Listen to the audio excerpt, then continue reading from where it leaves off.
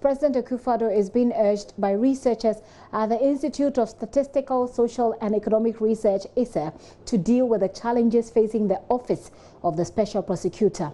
A study carried out by ISSER finds that the office is not meeting the expectations of Ghanaians of fighting corruption. Ms. Amidu, in a recent interview, alleges that the Attorney General had attempted to pass legislation that would make him ineffective.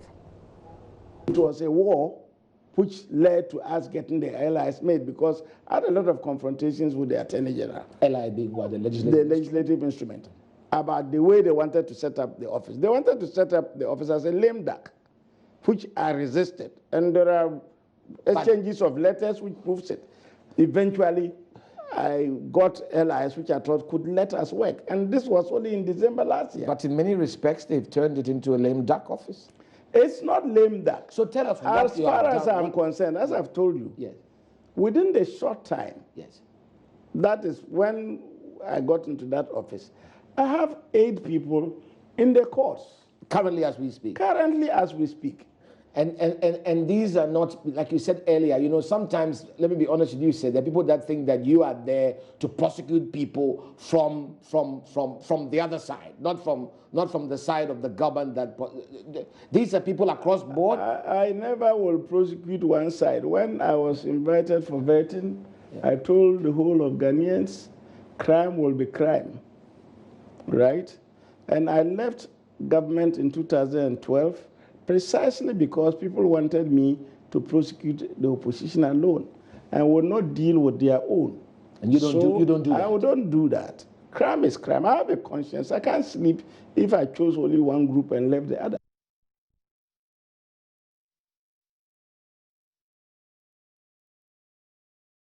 In its 2018 Social Development Report, assesses the work done by the office and concludes that Mr. Amidu is not living up to expectations. Lead author of the governance chapter of the report, Dr. Cynthia Adokwe-Tego, has been speaking to JoyNews' Joseph Akable. Only words and passage of laws will not do the work. So the challenges highlighted by the Special Prosecutor as initially being logistics, as of now, I'm aware there's some money voted for him to work with. But other unsung challenges, which in the a couple of days past, he highlighted again as political interferences. These are some of the things that we will likely want to call on government to work on. And I said earlier on that just passing the act is not enough. Words are easier said, but now it is time for action. Apart from supplying the logistics, the resources for the Office of the Special Prosecutor to work, I think a government should take a look at the other challenges that are non-monetary, but still have the weight to still cause an impediment in his work. As much as possible, government should be seen to be fully committed to the work of fighting corruption. And I think when that is done, it will be very obvious to all of us that there's progress in that area. So far, in terms of the pledge that was made prior to the setting up of the office and what has been done so far, would you say that the office has met the aspirations that many of us envisaged?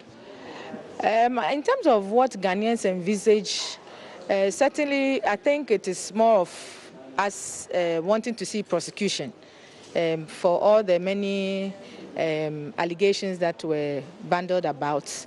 We would have loved to see that many of these things come to some conclusions by some prosecutions being put across. And we don't see that now.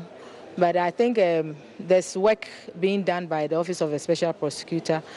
He says he has about 8 cases in courts now involving different types of people.